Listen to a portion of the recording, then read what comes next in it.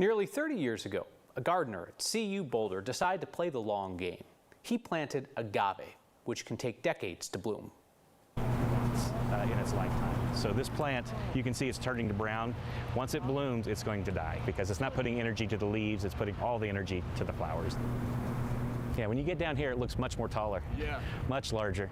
We've had a lot of people coming by just to observe, look, ask questions, and so it's been enjoyable to get out and talk with the community. Agaves are typically pollinated by bats as a common pollinator. We're looking at one of our blooming agave here in the Western Garden at CU Boulder. It took, let's see, about 27, so nearly 30 years for this plant to fully mature and bloom. To be here when this is basically blooming once every 30 years is remarkable. These plants were put in here about 96, 97 by Alan Taylor. He was a professor here at the university, but he had planted these. He had a passion for plants. They are an awesome, awesome plant.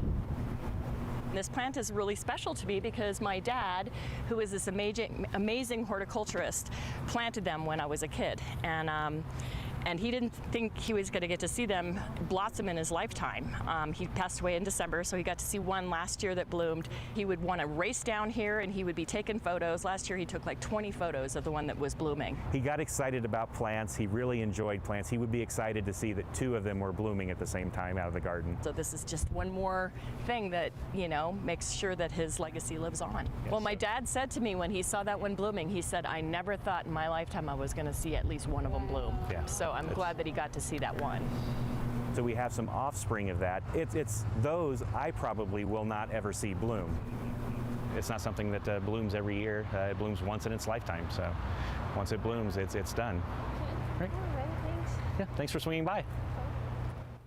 John says anybody who wants to see the agave plants can pop by the 30th Street Greenhouse, the 30th Street Greenhouse in Boulder. You're going to want to do it quickly. They'll only be in bloom for the next few weeks.